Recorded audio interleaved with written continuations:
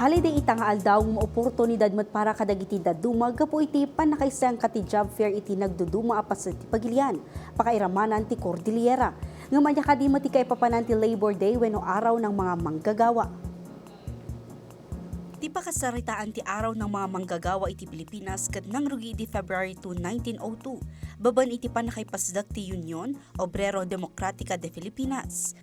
Babaan kada Isabelo de los Reyes kan Hermigildo Cruz. Mangitandudo da iti nga unyon iti karbengan dagiti mangmanggad a Pilipino iti panawan ti panagsakop dagiti Amerikano.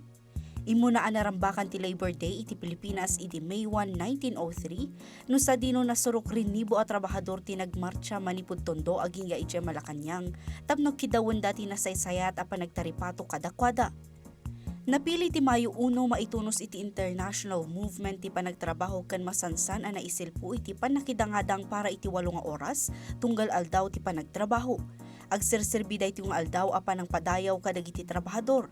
Panangrambak iti narugyan ti labor movement para iti naseset a kasasaad ti panagtrabaho para iti sweldo ken nainkalintegan a panagtrabaho.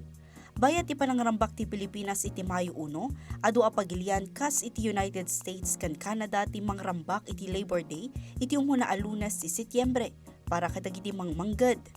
Kadawyan met a pasiten ti Labor Day nang runa iti Pilipinas ti protesta, demonstrasyon ken rally nga idadauluan dagiti labor union.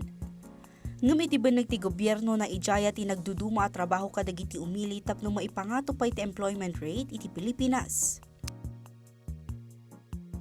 Kailian anyaman a trabaho tayo iti agdama basta daytoy ket nadalus ken sana mailabsing iti linteg ken awan ti mabadbada kanapada a tao nasken laang nga ipanakkel tayo daytoy.